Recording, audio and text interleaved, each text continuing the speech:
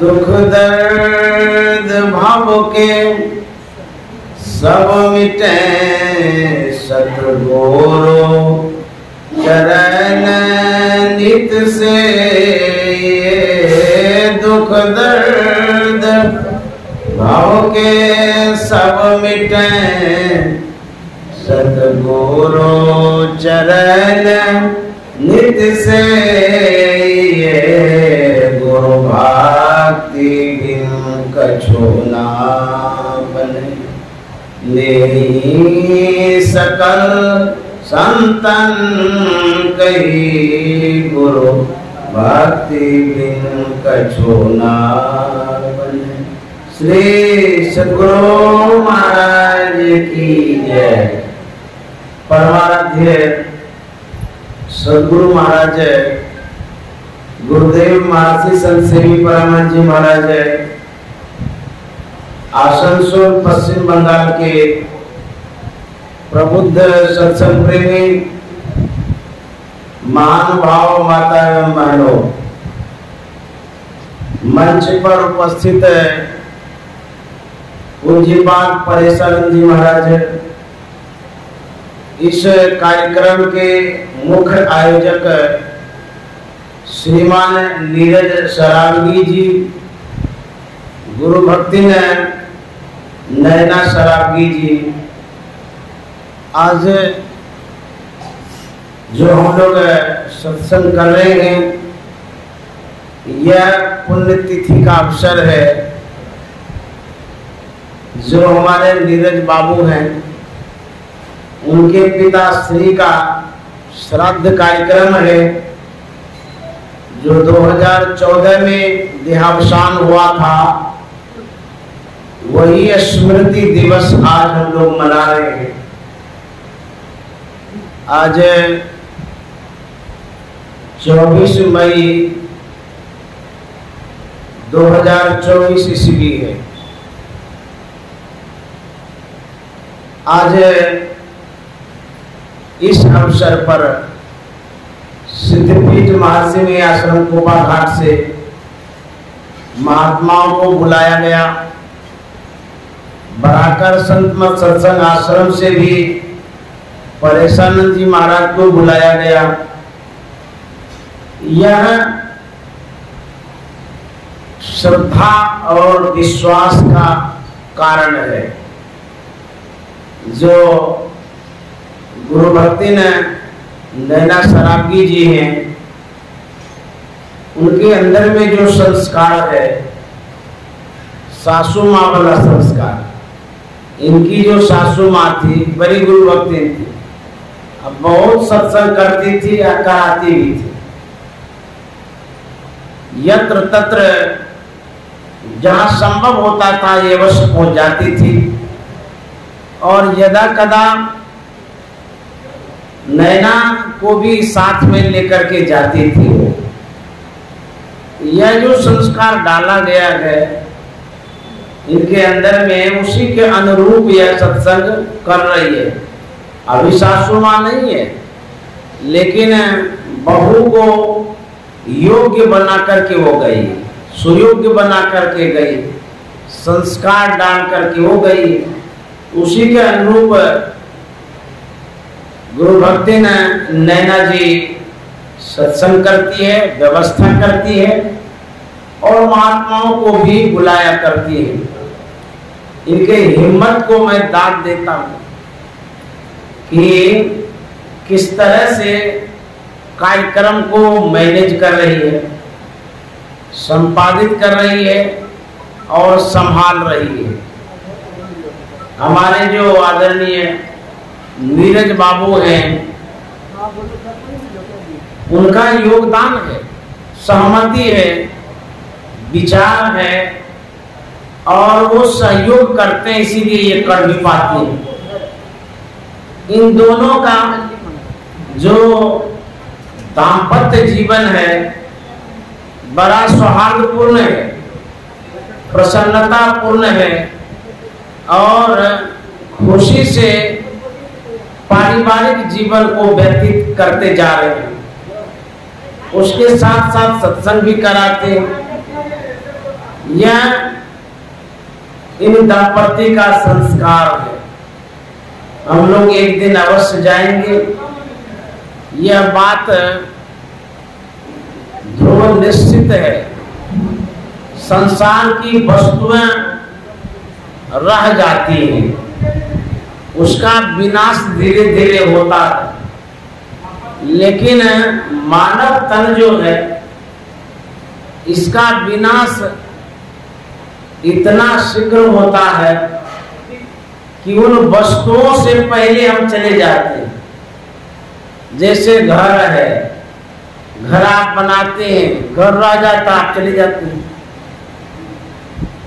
यह जीवन बड़ा क्षणभंगुर है, इसलिए इस क्षणभंगुर जीवन को भगवत भजन में लगा देना चाहिए।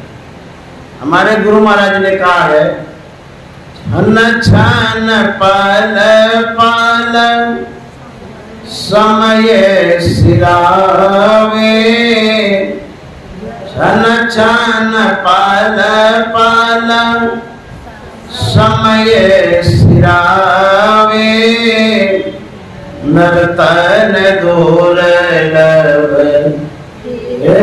नहीं पावे, छन छन पल पल समय सिरावे, नर्तन दुर्लभ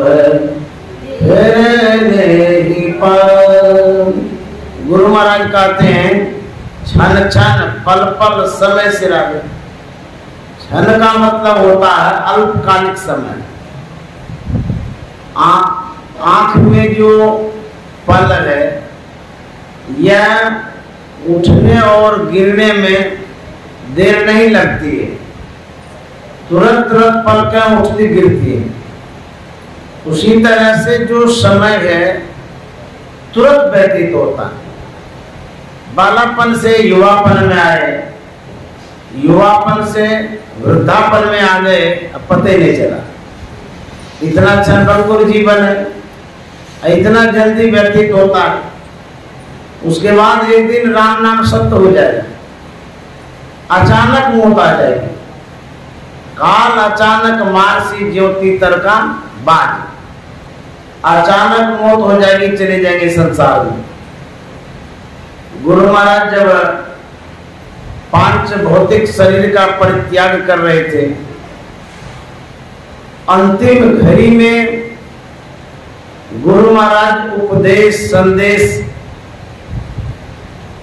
दे रहे थे, सुकृत कर ले, नाम सुमर ले, हो जाने कल की, जगत में खबर नहीं पल की। शुभ कर्मों को कर लीजिए। सबसे बड़ा शुभ कर्म क्या है? दुनिया में जो हम लोग पूजा करते हैं,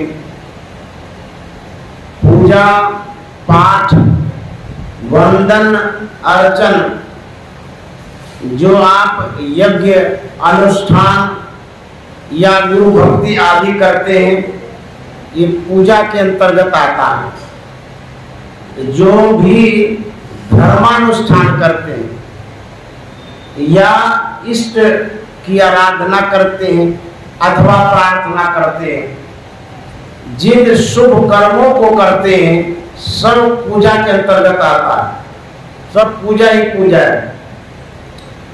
सबसे बढ़कर के पूजा क्या है? गुरु महाराज कहते हैं, नाम सुमर ले। नाम जो आप लेते हैं, किसका? बेटा का, बेटी का, परिवार का, वह नाम नहीं, जो गुरु प्रदत्त नाम है, जो ईश्वरवाचक नाम है, वह नाम जो आप लेते हैं उसका प्रभाव है, और वही असली पूजा है। नाम सुमर ले, हो जाने कल की। गुरु महाराज कहते हैं, धन जन परिजन सहित अपन तन, धन जन परिजन सहित अपन तन सब छाड़ी जइहो, काम नयंत आवे छन छन पल पल, समय सिरावे नर्तन दुर्लभ नहीं पावे। आज वासुदेव बाबू जो नीरज बाबू के पिताजी थे नहीं है। इसी तरह से जो नजर में आ रहे हैं वो भी नहीं रहेंगे, आए हैं सो जाएंगे। राजा रंक फकीर एक सिंहासन चढ़ी चले एक बंदे जा जाएंगे, जो भी आए सब जाएंगे। मृत्यु ध्रुव निश्चित है, साथ क्या जाएगा। एक संस्कृत वाक्य है, धनानि भूमो पशुओं गोष्ठे नारी गृहाद्वारानि सखा श्मशाने धर्मानुगुगच्छन्ति जीवेतम। धन धरा पर धरे रह जाएगा, हम अकेले चले जाएंगे संसार से। जो नारी बेचारी है घर से बाहर, बाहर से घर करके रह जाएगी, हम चले जाएंगे संसार से। जो गोधन है, जानवर गौशाला में बंधे रह जाएंगे, हम चले जाएंगे यहाँ से। जाएगा क्या साथ में? कहते हैं धर्मानुगोगच्छन्ति जीव एक है, जीव के साथ धर्म और अधर्म जाता है, पाप और पुण्य जाता है, शुभ अशुभ कर्म जाता है। इसीलिए संत महात्मा कहते हैं नाम हरि का जप ले बंदे फिर पीछे पछताएगा। नाम हरि का जप ले बंदे फिर पीछे पछताएगा। कहते नाम ले लीजिए भगवान का, नहीं तो बाद में पछताना पड़ेगा। कोई कहेगा पछताना क्यों पड़ेगा, हमें कौन चीज की कमी हो गई है जो पछताना होगा। करोड़ों का आवास है, सुव्यवस्थित घर है, शरीर हृष्ट पुष्ट है, बड़ा पूरा परिवार है, गांव समाज राज्य में बड़ी प्रतिष्ठा है, सब तरह से सबल है, पछताना क्यों पड़ेगा। कबीर साहब कहता है पछताना इसलिए पड़ेगा कि जब ये संसार की उपलब्धियां छूटने लगेगी उस समय रोएंगे। जैसे मान लिया जाए आपने 1 करोड़ का घर बनाया, 9 महीना हुआ है, ऐसी बीमारी घर कर गई कि डॉक्टर बोले हैं कि अब आप संसार में नहीं रहेंगे। आप जरूर पछताएंगे। करिए 6 महीना हुआ, कितना यत्न से प्रयत्न से इतना सुंदर घर बनाए, कितना रुपया लगा के, अब भोग ही नहीं पाए, हम चले जाएंगे यहाँ से। भगवान भी कितने निष्ठुर निर्दय है, कम से कम 10-20 साल और भोगने देते घर में रहकर, लेकिन नहीं। परमात्मा का जो विधान है, जो नियम है, वो आपके अनुसार नहीं चले, उनका अपना नियम है। यह जो जीवन है यह समाप्त होगा। जीवन से संबंधित जो कुछ भी है, चाहे कुटुंब है, परिवार है, धन संपत्ति कुछ भी है, वह यही रह जाएगा, साथ नहीं जाएगा। इसीलिए पछताना हो। लोग बड़े ही तन्मयता पूर्वक धन संग्रह में लगे रहते हैं, जमा करते हैं, हाथी घोड़ा मकान दुकान सब बनाते हैं, बढ़ाते रहते हैं। इस बात को वो भूले रहते हैं कि एक दिन मौत होगी, हम मर जाएंगे इस बात को लोग भूले रहते हैं, इसीलिए जो नश्वर पदार्थ है उसी में झूले रहते, लगे रहते। यदि हमें यह पता हो जाए अभी 100 फीट खराब पानी आ रहा है, आप क्या बैंक बैलेंस चेक करने जाएंगे? बच्चे को पकड़ने जाएंगे? अब कह दिया गया है कि 5 मिनट में आ जाएगा। अस्त व्यस्त हो जाएंगे। आप सोचेंगे हवाई जहाज रहता तो उड़ जाते, डूबते नहीं। तो यह जीवन की दशा और दुर्दशा है। संत महात्मा कहते हैं मौत को याद करिए। यदि आप मौत को याद नहीं रखेंगे तो वैसा बेखबर आदमी कोई भी कर्म करने के लिए तैयार हो जाता है, तत्पर हो जाता है। अब मौत जिनको याद आ जाती है वह बुरा कर्म नहीं करेगा, क्योंकि सोचेगा अब तो हम मर जाएंगे, संसार से चले जाएंगे, झगड़ा लड़ाई करके क्या करेंगे, अच्छा अच्छा कर्म करेगा। तो मौत याद रखने से जीवन सुधर जाता है। जब मुसलमान का राज्य था, शासन था, मुसलमान शासक थे भारत पर, मुसलमान के कब्जे में भारत था। उस समय कबीर साहब थे, उनके गुरु रामानंद स्वामी भी थे। ये सब मिलकर के वैदिक धर्मों का प्रचार करते थे, हिंदू धर्मों का प्रचार करते थे, अपने ज्ञान का प्रचार प्रसार करते थे। उस समय इन लोगों की जो जीविका होती थी, जीवन यापन होता था, भिक्षावृत्ति पर डिपेंड करता था, निर्भर करता था। उस समय भीख मांग करके लाते थे, खाते थे। रामानंद स्वामी के जो शिष्य थे सब के सब जाते थे मांगने के लिए, दरवाजे दरवाजे। एक बैरागी साधु मुसलमान शासक के दरबार पर जाता है मांगने के लिए। वहां जो मंत्री था उसने पूछा आप साधु क्यों बने? तो साधु ने कहा कि मौत के डर से बने। बोले सब फालतू वाला बात है, मौत को कौन नहीं जानता है। भूखे रहते हैं, पेट नहीं भरता इसीलिए साधु बने, खाने के लिए साधु बने। बोले ऐसी बात नहीं है। जाकर के बादशाह से कहता है एक वैरागी साधु आया है, भीख मांगने के लिए आया है। उससे हम पूछे कि क्यों साधु बने? बोले कि मौत के डर से बने। वो मौत के डर से नहीं बने, खाने के लिए बने। भोजन वोजन नहीं मिलता इसलिए साधु बन गए हैं। तो बादशाह ने कहा क्या करना चाहिए?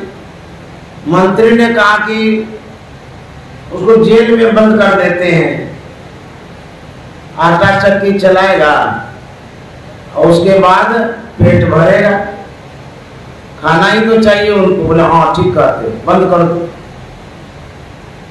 बैरागी साधु को जेल में बंद कर दिया। इस तरह से जो भी आते गए मंत्री सबको पकड़ पकड़ करके जेल में बंद करते गया। साधु की जो संख्या थी घटती चली गई। रामानंद स्वामी चिंतित हो गए क्या होगा, हमारे साधु बैरागी को बादशाह जेल में बंद कर रहा है, धर्म का प्रचार प्रसार कैसे होगा।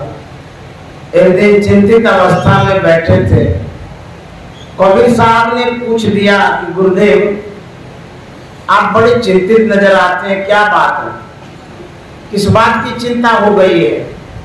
रामानंद स्वामी ने कहा कि देखिए जो हमारी बैरागी साधु है बादशाह के दरबार में मांगने के लिए कुछ जाता है तो पकड़ पकड़ करके जेल में बंद कर देता।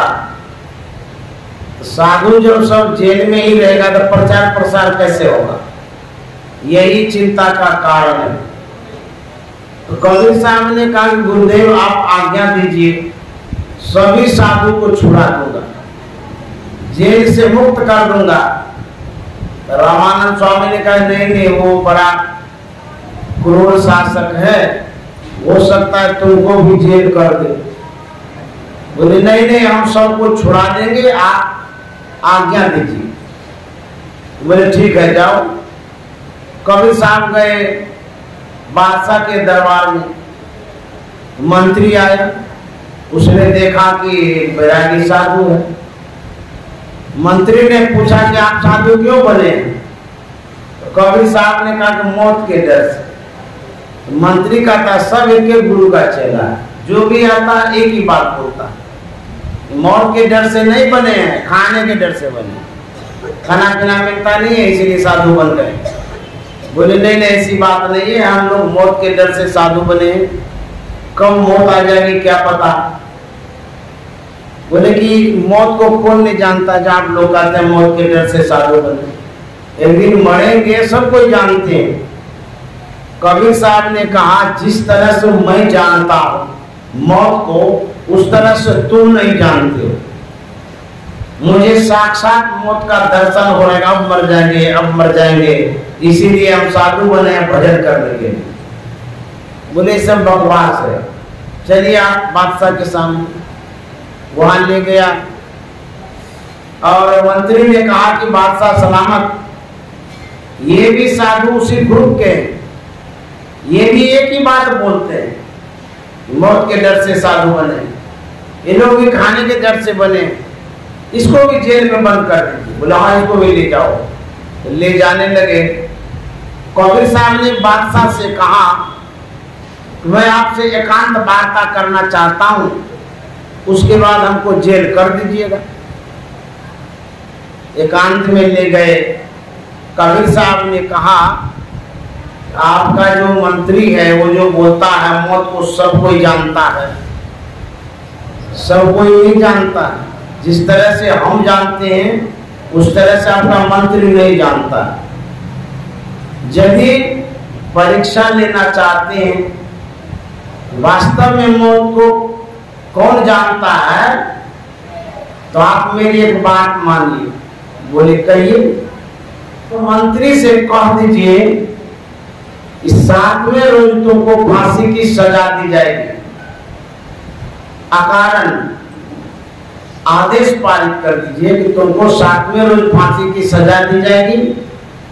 फांसी का फंदा भी रखिएगा, सब सामग्री एकत्रित कर दीजिएगा। उस दिन हम आएंगे और यह बात आपको महसूस होगा कि मौत को कौन जानता है, पता चल जाएगा। और फांसी देना नहीं है, खाली आप कह दीजिएगा ऐसे ही। तो कबीर साहब कह दिए। उसके बाद कबीर साहब को जेल में बंद कर दिया। इधर बादशाह ने मंत्री से कहा सुनो जी, आज से 7वें रोज तुमको फांसी की सजा दी जाएगी, कोई कारण नहीं है। जैसे ही सुना, फांसी का नाम सुनते ही सिट्टी पिट्टी गुम हो गया। बोले बाप रे बाप, ये क्या हो गया, अब हम 7वें रोज के मेहमान हैं। आदेश कर दिया, मंत्री घर गए। कबीर साहब को जो जेल में बंद कर दिया था, जैसे ही जेल में गए वहां पर देखे सब महात्मा आटा चक्की चला रहा। कबीर साहब ने कहा आप लोग यहाँ आटा चक्की चलाना है, बंद करिए सब। बोले बंद करेंगे तो फांसी की सजा दे देगा, मार देगा। बोले कि आटा चक्की अपने चले। बोले ऐसा कहीं हो सकता है कि चक्की भी अपने से चले? चक्की तो जोड़ है, कोई इलेक्ट्रिक कनेक्शन तो उसमें है नहीं। कबीर साहब ने कहा कि आप लोग एक बार छोड़ दीजिए, देखिए घूमती है कि नहीं घूमती है चक्की। सब कोई विश्वास करके एक बार छोड़ दिया। कबीर साहब के पास एक छड़ी थी, एक जाता में वो छड़ी घुसा देता है। उसके बाद जाता से कबीर साहब कहते हैं चक्की घुमो, अब घूमने लगी। अब पूछिए तो संत की जो वाणी होती है बड़ी शक्तिशाली, प्रभावशाली, जो महापुरुष वचन निकाल देते हैं प्रकृति भी मानती है। तो चक्की घूमने लगी, ये तो चमत्कार हो गया। उस जेल में जो सिपाही था, सिपाही ने जब देखा कि बाप रे बाप, ये तो अपने से आटा चक्की घूम रही है, ये क्या हो गया, भागते हुए गया बादशाह के पास। कहता है बादशाह सलामत, ये वो साधु जो अभी गया है जेल में, बड़ा चमत्कार कर दिया। बोले क्या किया? बोले कि आटा चक्की कोई साधु घुमा नहीं रहा है, अपने घूम रहा है। बोले बेवकूफ कहेगा, ऐसा नहीं होता है कि चक्की अपने घूमेगी, बिना आदमी का कैसे घूम सकती है? बोले जब घूम रही है चलिए देखने के लिए। बादशाह भी आता है जेल में देखने के लिए, सही में कोई ने हाथ से घुमा रहा था, अपने चक्की घूम रही थी। बादशाह को भी बड़ा आश्चर्य हो, बाप ऐसा भी होता है। संत महात्मा के पास ऐसी शक्ति होती है, जड़ जाता को भी घुमा देता है। बुझिए तो ऐसी बहुत कहानियां हैं, संत महापुरुषों का बहुत चमत्कार हुआ है। ये तो पत्थर को कबीर साहब ने घुमाया। जब आप ज्ञानदेव जी महाराज को सुनेंगे, उसने तो मिट्टी के दीवार को भी चला दिया। उसके बाद जब गुरु भक्ति ने शबरी माता के विषय में सुनेंगे, तो जिस तालाब का जल सड़ गया था, शबरी माता का चरण पड़ते वो जल कंचन और शुद्ध हो गया। ये महापुरुषों की शक्ति होती है।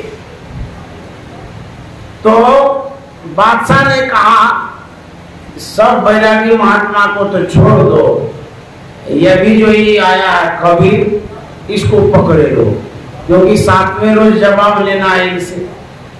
सबको छुट्टी कर दिया, सब चले गए। 7वां रोज हुआ, कबीर साहब को बाहर किया गया, मंत्री को बुलाया गया। उसके बाद कबीर साहब ने मंत्री से कहा, मंत्री साहब आज तो आपको फांसी की सजा होगी, कोई अंतिम इच्छा हो तो बोलिए। मंत्री का तो सब इच्छा खत्म हो गया, कोई इच्छा नहीं है, खाली मौत झलक रहा, अब मरेंगे अब मरेंगे। अब फांसी का फंदा सामने में लटक रहा था। कबीर साहब कहते हैं कि आप तो बड़ा घुड़सवारी करते हैं, एक बार घुड़सवारी कर लीजिए अंतिम। बोले कोई सवारी वारी करने का मन नहीं है। कबीर साहब कहते हैं कि मंत्री जी उद्यान बड़ा सुंदर है, बगीचा, अंतिम एक बार घूम लीजिए। बोले कि महाराज आप क्या बोलते हैं, खाली हमको मौत झलक रहा है, पूरा संसार हमारे सामने से हट गया है, भाग गया है, गौन हो गया है, कुछ भी नहीं झलकता हमको, खाली मौत झलक रहा है। कबीर साहब कहते हैं 7वें रोज पहले दिन जब हम आए थे, आपने जो कहा था मौत को कौन नहीं जानता है, सच में बताइए कि आपने उस दिन मौत को देखा था कि आज देख रहे हैं? मंत्री ने कहा महाराज उस दिन तो ऐसे ही कह दिए थे, हमको पता ही नहीं था कि मौत क्या होता है, लेकिन आज हमको साक्षात मौत का दर्शन हो रहा है कि कैसा मौत होता है। तो कबीर साहब ने कहा इसी तरह से हमको रोज लगता है। बुझिए हम लोग बेखबर हैं मौत से, और जो साधक हैं, संत हैं, ध्यानी हैं, उनको साक्षात मौत का दर्शन होता है। जो डरते हैं वही तरते। डर करनी डर परम गुरु, डर पारस डर सार, डरत रहे सो उबरे गाफिल खावे मार। हम सब जगह डर के ही काम करते हैं। किसान यदि डरे नहीं तो फसल ठीक से नहीं लगाएगा, विद्यार्थी डरे नहीं तो पढ़ाई ठीक से नहीं करेगा, जो कार्यालय में ऑफिस में काम करता है, वो डर के कारण समय पर उपस्थित होता है। शिक्षक लोग समय पर जाकर के विद्यार्थी को पढ़ाते हैं, नहीं तो पैसा काट लेगा, नौकरी से निकाल लेगा। ठीक उसी तरह से हम भी एक दिन मरेंगे, इस बात से डरी, बाप रे बाप, मौत हो जाएगी, चले जाएंगे संसार में, सब कुछ भूल जाइए आप। यदि मौत खाली याद रहेगा, आप सब कुछ कर दीजिए। मौत जब भूले हुए रहते हैं, आपसे कुछ भी नहीं होता है। ध्यान, सत्संग, पूजा जो भी करते हैं सिर्फ फॉर्मेलिटी के लिए करते हैं, डर से नहीं करते। जब डर हो जाएगा आप तर जाएंगे। इसीलिए डरना बहुत जरूरी है। जब बादशाह को पता चल गया कि एक दिन मौत होगी, बहुत आदमी मौत को भी नहीं जानते, बादशाह को पता चल गया कि एक दिन मौत होगी, मर जाएंगे, वैराग्य हो गया उसके मन में। और कबीर साहब से उन्होंने दीक्षा लिया, राजपाट, धन संपत्ति सब छोड़ करके वो निकल गए। वो भी साधन भजन करने लगे। बादशाह का जो लड़का था वही राजकुमार गद्दी पर बैठ गया। जो बादशाह बैरागी हो गया था वो किसी से बोला नहीं था, चुपके चुपके निकल गया था और कबीर साहब से दीक्षा लेकर के भजन कर रहा था।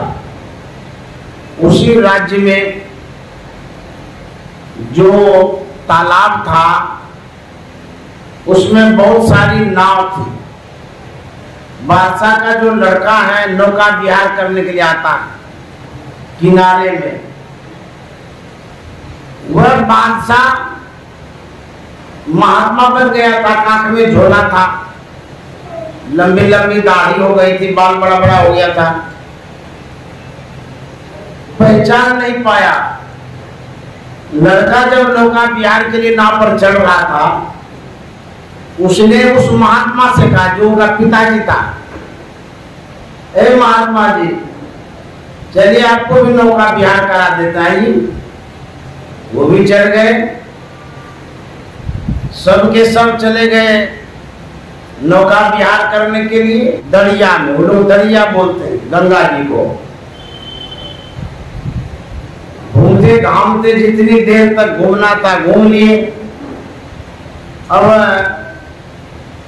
किनारा लगने वाला था। वह लड़का महात्मा से पूछता है कि आप साधु क्यों बने? बादशाह तो कबीर साहब के चेला हो गया था ना, कहा मौत के डर से साधु बने। लड़का का था ये सब फालतू बोला हुआ है, मौत के डर से साधु बने, खाने के डर से साधु बने, कमी हो गया होगा, भोजन नहीं मिलता होगा, अभाव ग्रसित जीवन होगा, इसीलिए साधु बने। बादशाह को कह रहे उसी का बेटा बोले नहीं नहीं ऐसी बात नहीं है, हम लोग मौत के डर से बने, भजन करते हैं, ध्यान करते हैं। लड़का कहता है कि आप अपना परिचय दीजिए। तो बादशाह जो महात्मा बन गया था उसने कहा पहले तुम अपना परिचय दो। तो लड़का परिचय देता है, नाम सब कुछ बतलाता है, पिता का नाम बतलाता है और यह भी कहता है हमारे पिताजी न जाने कहाँ चले गए हैं, पता ही नहीं चल रहा है, वही बादशाह थे, उसके स्थान पर हम बादशाह बन गए हैं, हमारा ये परिचय, आप अपना परिचय दीजिए। महात्मा ने कहा जो तुमने परिचय दिया है उसी में से एक पात्र हम हैं। बोले आप हैं? आप कौन है? बोले तुम्हारा बाप। बोले आप हमारे पिताजी? बोले हाँ। बोले राम राम राम, ये क्या आप इतनी दुर्दशा वाला जीवन जी रहे, दाढ़ी बढ़ा लिए हैं, महात्मा बन गए हैं और वो भी दरिया के किनारे भटक रहे हैं। अरे उतना सुंदर भवन, राजभवन छोड़ करके के यहाँ भटक रहे हैं, चलिए चलिए मेरे साथ, आप 5 साल रहिए, हम तो इसलिए बन गए थे कि आप नहीं थे। बोले नहीं नहीं वो सब राज सुख जो है तुम भोगो, अब हम नहीं जाएंगे वहां। बोले नहीं पिताजी, आपको कैसे छोड़ेंगे, आप हमारे पिताजी हैं, मेरी प्रतिष्ठा है, समाज में लोग क्या कहेंगे, अपना राजगद्दी भोगता है, आप पिताजी को भटकने छोड़ दिया। ऐसा हरगिज नहीं, आपको लेके जाएंगे, आप जो भी कहिएगा सब सेवा करने के लिए हम तैयार हैं, आप आदेश करिए, सब सेवा करेंगे। महात्मा कहना है हमारी सब सेवा करेगा। बोले एकदम करेंगे, आप कहिए तो सही। बोले कि यदि मेरी आज्ञा का पालन करोगे, मेरी सेवा करोगे तो मैं अभी तुम्हारे साथ चल दूंगा। बोले बताइए क्या आज्ञा है। अब बोले यदि कहे अनुसार नहीं किया तो हम नहीं जाएंगे। बोले एकदम हम करेंगे, आप बताइए। वह महात्मा जो उनका पिताजी था झोला निकालता है, झोला में उस समय सुई रखते थे, साधु महात्मा सुई धागा, कपड़ा पूरा फट जाता था तो सिल लेते थे। अभी तो डेग डेग पर दर्जी बैठा रहता, उस समय नहीं मिलता। सुई निकाला, लड़का को दिखा करके कहा देखो ये सुई है ना। बोले हाँ, और उसको दरिया में फेंक दिया। बोले सुई फेंक दिए ना। बोले हाँ, उस सुई लाने की सेवा तुम कर लो, अभी तुम्हारे साथ चल दूंगा। अब तो उसका सिटी पिटी गुम हो गया, बाप रे बाप, सुई कैसे लाएंगे। अब बहती धारा, दरिया में पानी जो था, रेत में कहा चला गया नहीं गया कोई ठिकाना है। तो लड़का कहता है पिताजी वो सुई छोड़ दीजिए, आप चलिए राजभवन में सोने की सुई 1 कुंटल आपको उपलब्ध करा देंगे। तो महात्मा ने कहा तू तो कह रहा था हम सब सेवा करेंगे, अभी पीछे खसक रहा है, ये इतनी छोटी सी सेवा तुम नहीं कर सकते हो। बोले पिताजी ये छोटी सी सेवा है। अरे वो सुई कहां चली गई, कीचड़ में धंस गई होगी, इतनी छोटी और पतली सुई उसको कैसे निकाल सकते, तो असंभव वाला काम है। महात्मा ने कहा यदि निकालना है तो निकाल लेंगे तो हम आपको भगवान समझेंगे। ऐसा कैसे हो सकता है, सुई जो चली गई बह करके, कहां गई नहीं गई, कितना कीचड़ में धंस गया तो निकाल कैसे सकते हैं। बोले निकल जाएगा तो तब बोलेंगे हम मान जाएंगे आप सच्चे पके हैं। बोले ठीक है। अब कबीर साहब का जो चेला है, कबीर साहब ने तो जाता चला दिया आटा चक्की वाला, और उसका चेला जो बादशाह बना है वो देखिए क्या करता है। नाव पर बैठे थे, लड़के के सामने वह जो महात्मा है वो कहता है ए दरिया सुई ला। अब बुझिए दरिया कोई आदमी है, कोई मानव है जो उसको कहेंगे सुन लेंगे, लेकिन संत महात्मा जो बोलते हैं वैसा हो जाता है। महात्मा ने कहा दरिया सुई ला, जानते क्या होता है, एक मछली उछल करके नाव पर आ जाती है और मुंह से सुई उगल देती है। महात्मा ने कहा देखो सुई आ गई न, चरणों में गिर गया। बोले बाप रे बाप, इतने बड़े आदमी है, सुई लाना जो असंभव था उसको आपने संभव कर दिया, आपके पास तो अद्भुत शक्ति है। बोले ये साधना की शक्ति है, ध्यान का ये बल है, भारत की जो योग विद्या उसका एक चमत्कार है। भारत में जो योगी होते हैं इस तरह से एक एक चमत्कार क्या करते हैं, साधना में बल होता है। आप जो देख रहे हैं इतने तादाद में सत्संग प्रेमियों को, यह इनके सच्चे हृदय का प्रतीक और पहचान है। इनके हृदय में जो जगह है सत्संगियों के लिए, इसीलिए सब कोई यहाँ आए हैं। और यह आप लोगों की विशेषता रही है कि इनके बुलाने पर आप उपस्थित हो गए। एक छोटी सी कथा कह के मैं विराम दूंगा। एक शहर में आंधी तूफान आ गया, पानी भी पड़ने लगा। शहर के लोग प्रायः अपना अपना शटर बंद करने लग गए। जो लोग शहर में बाहर थे, भगदड़ मच गई,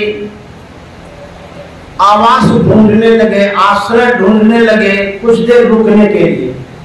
लेकिन सब शटर बंद करते गए। लोग शहर से सुदूर भागने लगे। भागते भागते भागते जा ही रहे थे, एक कुटिया नजर में आ गई। उसके मन में हुआ कि यहाँ जरूर आश्रय मिलेगा। वहां गया तो कुटिया में महात्मा लेटे हुए थे। उस सज्जन ने कहा कि महाराज, बाहर पानी पड़ रहा है, कुछ देर के लिए रुकना चाहते हैं, ठहरने देंगे? महात्मा सच्चे हृदय का होता है। उन्होंने कहा हाँ हाँ आइए आइए, कोई बात नहीं है। वो आ गए अंदर। दूसरा व्यक्ति आता है, उसने भी कहा कि महाराज थोड़ी देर के लिए रुकना चाहते हैं, ठहरने देंगे? बोले हाँ आ जाइए।